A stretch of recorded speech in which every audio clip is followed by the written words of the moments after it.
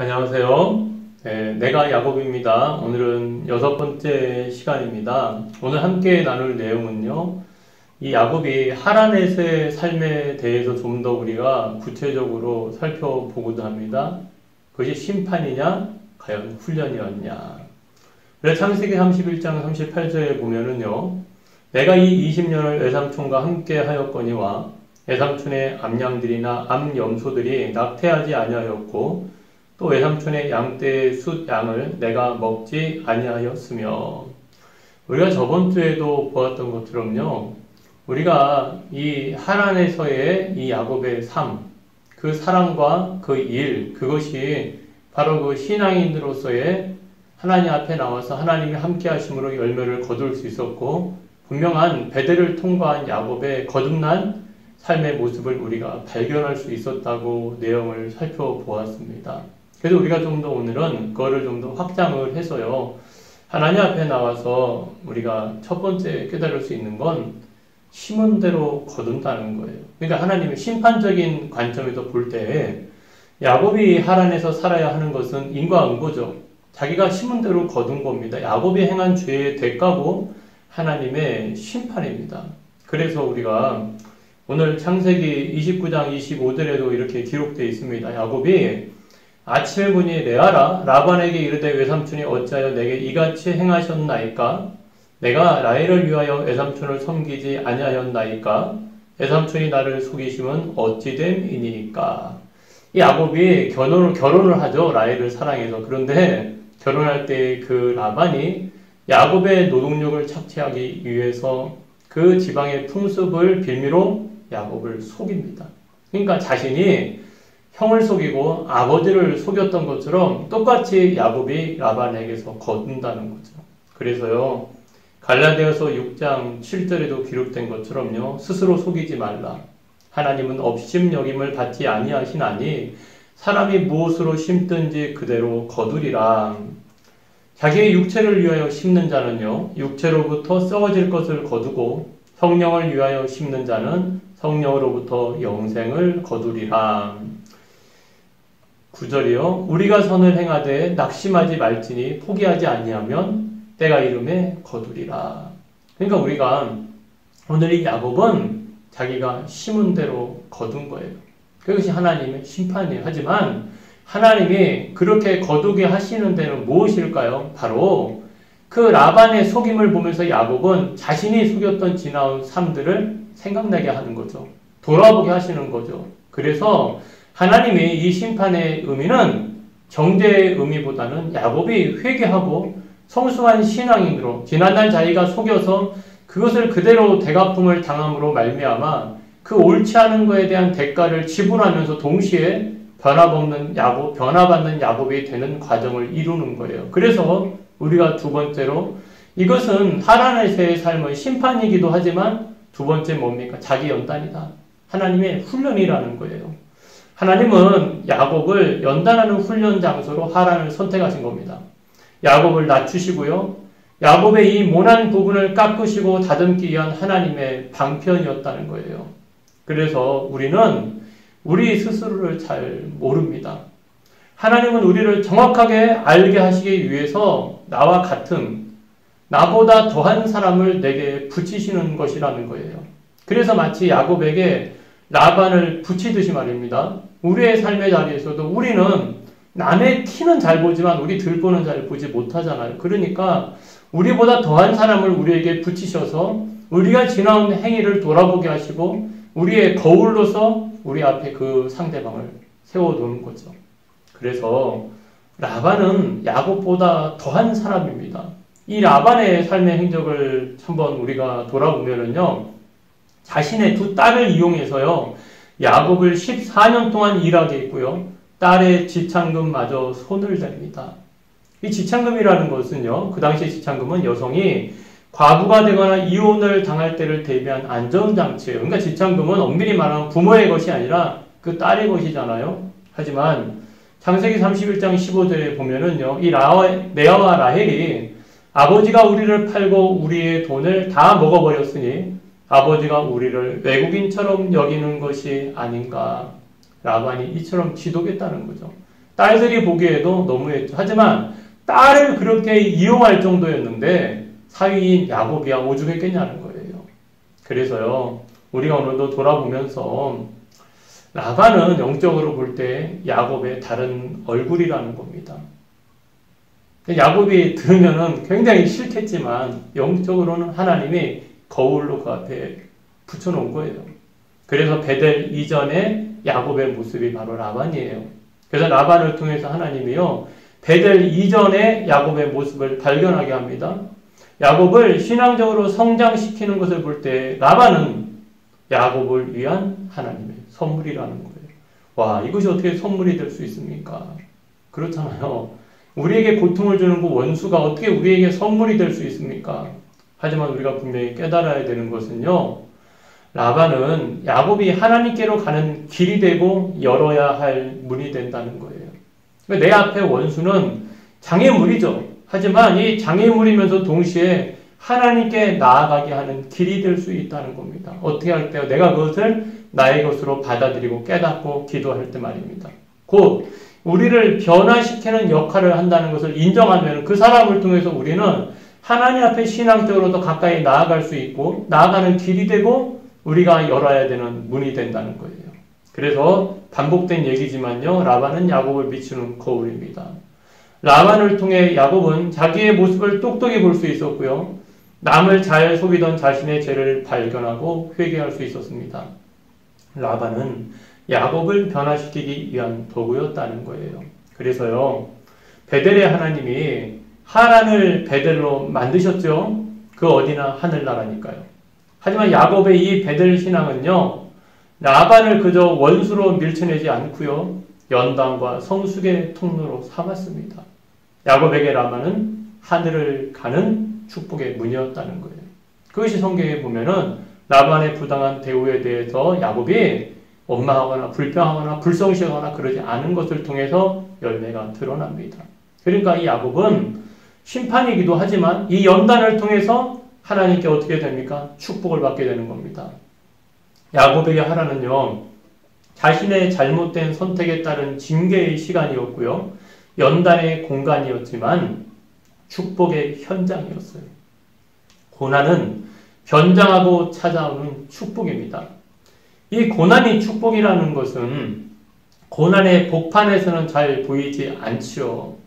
그만큼 고난은 누구에게나, 저에게나 성도님들에게나 다 괴롭고 고통스럽습니다.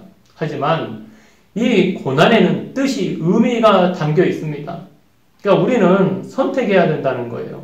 이 고난을 뜻이 있는 고난으로 만들 것이냐, 뜻이 없는 고난으로 만들 것이냐, 단순히 원망하고 불평할 것이냐, 남에게 책임을 전가할 것이냐, 이 고난 속에 담겨있는 하나님의 뜻을 찾을 것이냐. 만약에 뜻이 있다고 믿는 사람은요, 뜻을 발견하려고 애를 쓰게 되고요, 뜻을 발견하는 그 과정을 통해서 더 나은 인생으로 우리가 만들어가는 사람이 될 수 있다는 거예요. 그래서 이 야곱이 원치 않는 결혼을 했지요. 레아는 원하지 않았었으니까 라헬을 원했는데 어떻게 보면 원치 않는 결혼을 먼저 했습니다. 그리고 원치 않는 사람과 부대껴야 했죠. 라반과 부대껴야 됐어요. 하지만 그 20년의 그 결과 야곱은 하란에서 더 나은 축복을 받았죠. 가족을 이루었고 재물을 받았고 많은 자녀를 낳았고, 그것이 뭐냐? 하나님이 야곱을 번성하게 하고 나중에 그 이스라엘의 지파를 이루는 하나의 은혜였다는 거죠. 그러니까 그 속 내용을 보면 재미있죠. 아내들의 경쟁과 갈등으로 이스라엘의 12지파를 이루었고요. 또한 자녀들을 낳고 더 많은 재물을 얻게 됐어요. 그런 의미에서 하나님의 은혜 안에서 고난은 위장된 축복이라고 이야기할 수 있다는 겁니다. 물론 과정이 있죠. 연단의 과정이 있지만 그 20년의 시간이 걸렸지만 이 고난이, 이 심판이, 이 연단이 결국은 뭐로 바뀐 거예요? 축복으로 바뀌게 된 거예요. 그래서 하나님의 은혜가 가장 극적으로 드러난 것이 야곱이 일한 대가로 받은 얼룩지고 아롱진 양과 염소입니다. 창세기 30장의 내용에 여러분들 후반절의 말씀에 보면은요, 그날에 그가 이 그라는 사람은 라반이에요. 라반이 수렴소 중 얼룩무늬 있는 것과 점 있는 것을 가리고 암연소 중 흰 바탕에 아롱진 것과 점 있는 것을 가리고 양 중에 검은 것들을 가려 자기 아들들의 손에 맡기고 자기와 야곱의 사이를 사흘길이 뜨게 하였고 야곱은 라반의 남은 양떼를 치니라. 이 말은 뭐냐면 야곱이 이제는 14년의 기간이 지나고 자기의 품삯을 받아야 되는데 이제는 아롱진 거 내가 받겠습니다. 여러분 검으면 검고 희면 희지 아롱지고 점 있는 그 양과 염소는 많지 않죠. 그런데 그것을 자기 소유로 삼겠다고 한 거예요.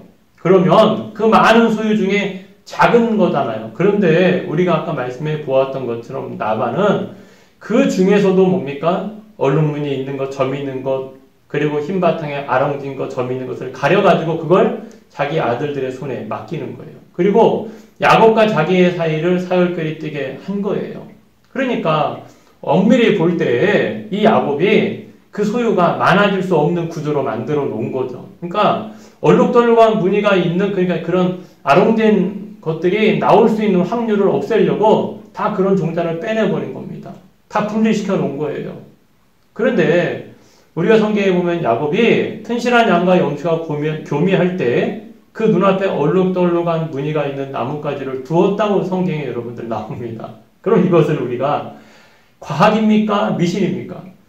말이 안 되잖아요. 나뭇가지 하나 얼룩덜룩한 거 놓았다고 흰 염소가 검은 것이 교미를 했다고 해서 거기서 얼룩덜룩한 게 여러분 나오겠냐는 거예요.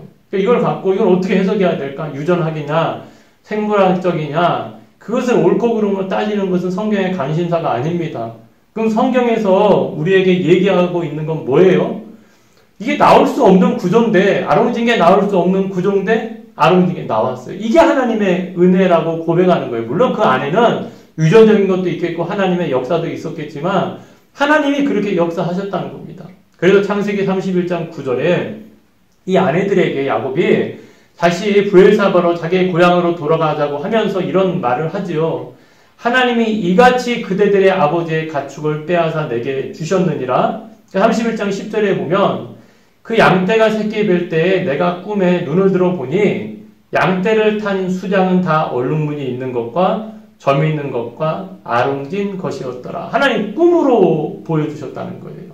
그러니까 뭐 얼룩덜룩한 나뭇가지를 그 앞에 갖다 뒀지만 야곱이 그것을 의지했던 것이 아니라 꿈으로 이미 보았어요. 그러니까 결국은 야곱의 고백은 그거예요.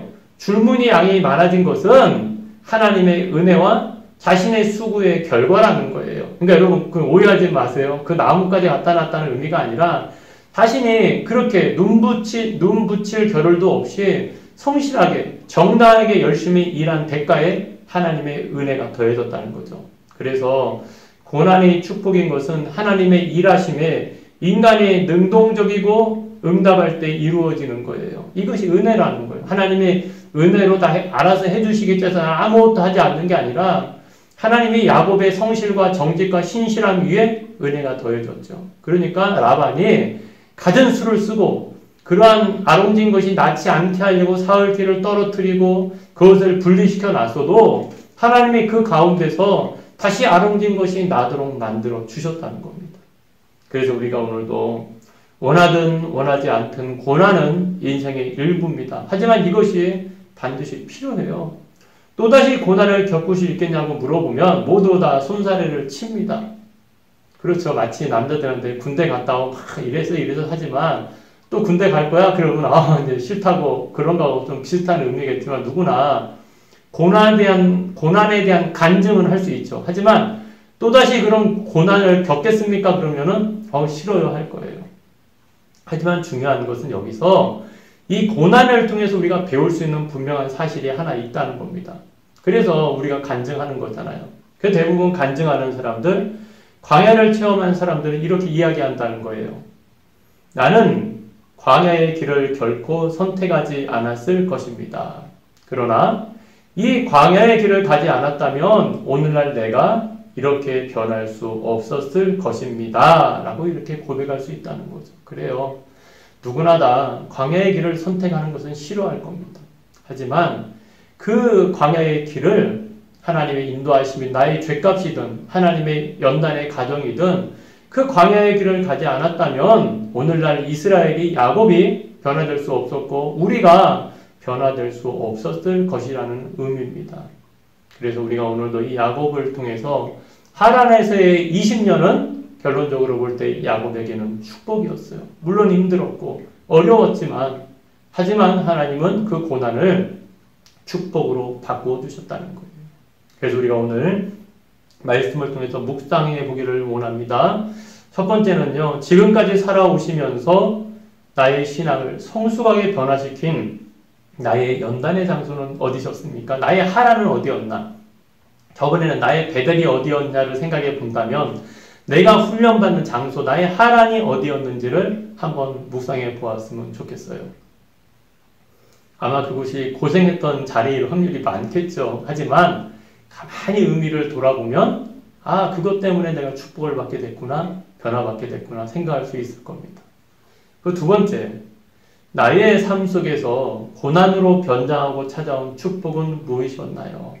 고난이 변장된 축복이라고 하는데 참 그때는 고난이었는데 알고 보니까 지나고 보니까 축복이었더라. 그것이 무엇이었는지를 한번 묵상하는 시간을 가졌으면 좋겠습니다. 이 야곱입니다를 공부하면서 뭔가 좀 틀이 비슷하게 흘러가고 있죠. 처음에는 고난이지만 뒤에는 축복이고 뒤에는 하나님의 은혜고 어떻게 보면 그것이 신앙인의 삶입니다. 여러분, 야곱 도덕적으로나 어떻게 보면은 많이 불완전합니다. 하지만 야곱의 장점도 있어요. 성실했어요. 신실했어요. 그리고 무엇보다도 하나님께 훈련을 잘 받는 사람이었습니다. 오늘 우리의 남은 삶 가운데도 우리가 정말로 야곱을 통하여서 우리 자신의 삶을 비추어 보고요. 하나님 보시기에 믿음으로 합당한 신앙인으로도 설 수 있는 그런 시간들이 되기를 주님의 이름으로 부탁을 드립니다. 네, 지금까지 수고 많으셨고요. 부족한 내용이지만 다시 한번 돌아보시고 성경을 찾아보시면서 하나님의 말씀을 묵상하는 데 도움이 되었으면 좋겠습니다. 다음 주에 뵙도록 하겠습니다. 감사합니다.